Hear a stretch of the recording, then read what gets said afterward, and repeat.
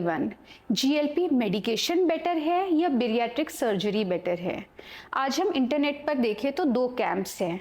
एक कहता है कि GLP-1 मेडिकेशन मिरेकल है और दूसरा कहता है कि बेरियाट्रिक सर्जरी परमानेंट सल्यूशन है। तो आज हम इमोशंस से नहीं, सिर्फ साइंस देखेंगे। तो सवाल ये नहीं है कि क्या बेटर है, सही सवाल ये है कि किस पेशेंट के लिए क्या बेटर है। तो सबसे पहले हम डेटा देखेंगे।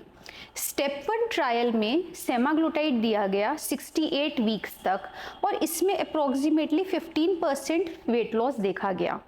सरमाउंट ट्रायल में 72 वीक्स तक टिर्जेप्टाइड दिया गया और अप्रॉक्सीमेटली वेट लॉस था 22% तक। अब हम देखेंगे गैस्ट्रिक बाईपास सर्जरीज का। स्लीव गैस्ट्रेक्टोमी में 20 to 25% वेट लॉस देखा गया है। बाईपास सर्जरीज में 30 to 35% वेट लॉस देखा गया है और सीवियर ओबेसिटी में साडी एस सर्जरी के साथ 50% तक का वेट लॉस देखा गया है। तो मैथमेटिकली देखा जाए तो एवरेज वेट लॉस सर्जरीज में ज़्यादा है, पर सिर्फ वेट लॉस परसेंटेज ही सब कुछ नहीं होता है। लोगों को लगता है कि GLP-1 मेडिकेशन अलग ढंग से वर्क करता है और बेरियाट्रिक सर्जरी अलग ढंग से वर्क करता है, पर ट्रुथ ये है कि दोनों की मेटाबॉलिक पाथवे एक ही है।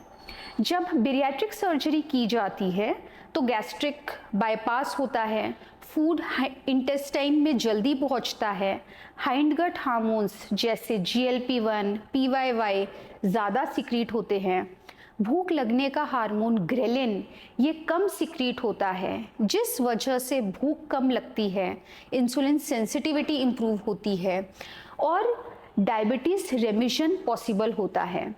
तो बेरियाट्रिक सर्जरी की वजह से बॉडी में नेचुरल तरीके से GLP-1 हार्मोन ज़्यादा प्रोड्यूस होता है, यानी GLP-1 मेडिकेशन और बेरियाट्रिक सर्जरी एक ही कॉमन हार्मोनल पाथवे पर काम करते हैं। अगर हम रिवर्सिबिलिटी को देखें तो GLP-1 मेडिकेशंस आप शुरू करते हैं तो आप डोज एडजस्ट कर सकते हैं, आप मेडिकेशन बंद कर सकते हैं, पर सर्जरी एनाटॉमी को परमानेंट चेंज कर देता है। इसमें एक्सेप्शन सिर्फ रिवर्सिबल गैस्ट्रिक बैंड होते हैं जो रिवर्सिबल होते हैं। तो ये बहुत इम्पॉर्टेंट है समझना कि सर्जरी आपको परमानेंट स्ट्रक्चरल चेंज देती है, इसीलिए पेशेंट को इस बात के लिए इन्फॉर्म्ड रहना चाहिए। अब हम सबसे अंडर डिस्कस्ड टॉपिक यानी न्यूट्रिशनल डिफिशियंसी के बारे में डिस्कस करेंगे। गैस्ट्रिक बाईपास के बाद न्यूट्रिशनल डिफिशियंसीज होती ही हैं। क्यों? क्योंकि डिओडिनल बाईपास होता है, एब्जॉर्प्शन अल्टर होता है, इंट्रिंसिक फैक्टर का एक्सपोजर कम होता है, जिस वजह से iron, vitamin B12, calcium, vitamin D इनके डिफिशियंसीज देखी जा सकती है। इसीलिए लॉन्ग टर्म विटामिन्स पर रहना मैंडेटरी होता है। पर GLP-1 मेडिकेशंस में डायरेक्टली डिफिशियंसीज नहीं आती है। डिफिशियंसीज कब आएगी GLP-1 मेडिकेशंस के साथ?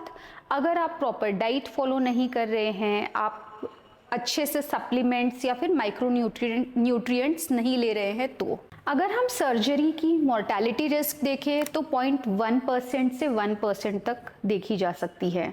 कॉम्प्लिकेशन प्रोसीजर पर डिपेंड करते हैं। GLP-1 मेडिकेशन के साथ भी साइड इफ़ेक्ट होते हैं, जैसे nausea, vomiting, GI upset, rare side effect. देखिए, मेडिसिन में ज़ीरो रिस्क ऑप्शन कभी भी नहीं होता है। हम हमेशा रिलेटिव रिस्क को देखते हैं, हम हमेशा डिजीज़ वर्सेस ट्रीटमेंट को कंपेयर करते हैं। अगर हम लॉन्ग टर्म देखें तो बेरियाट्रिक सर्जरी के बाद भी वेट रीगेन हो सकता है। क्यों? अगर आपने फॉलोअप ड्रॉप कर दिया, बिहेवियरल चेंजेस हो गए, साइकोलॉजिकल फैक्टर्स हो गए, तो ऐसे में डॉक्टर आपको GLP-1 मेडिकेशन देकर आपका वज़न कम करने की कोशिश करेंगे। तो बेरियाट्रिक सर्जरी के साथ भी आपको सर्जरी से पहले भी GLP-1 मेडिकेशंस लेने पड़ सकते हैं, और अगर आगे चलकर आपका वेट रीगेन हुआ तो भी आपको GLP-1 मेडिकेशंस लेने पड़ सकते हैं। तो आप ऐसे मत देखिए कि GLP-1 medication versus bariatric surgery.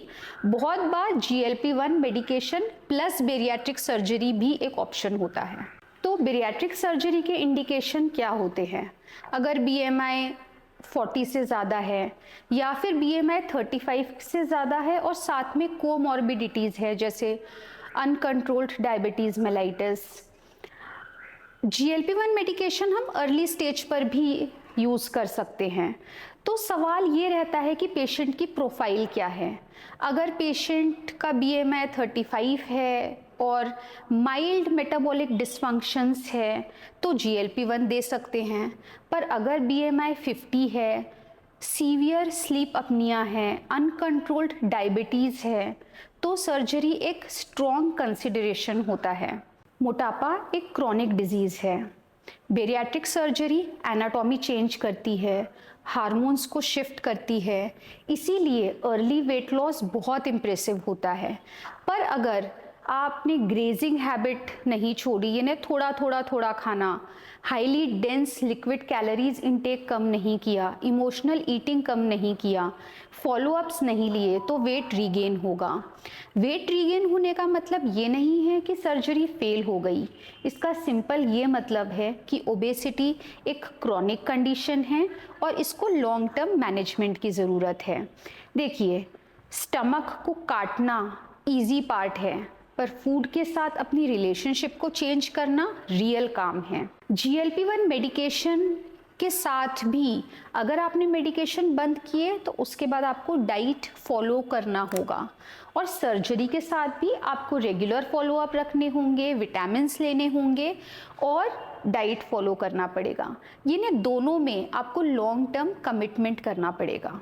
अब हम कॉस्ट को देखेंगे। इंडिया में अगर आप GLP-1 ले रहे हैं तो अगर आप सीमाग्लोटाइड से शुरू करते हैं तो लोएस्ट डोज 0.25 mg अराउंड 8,000-9,000 पर महीना कॉस्ट करता है, और हाईएस्ट डोज 17 से 18,000 महीना कॉस्ट करता है।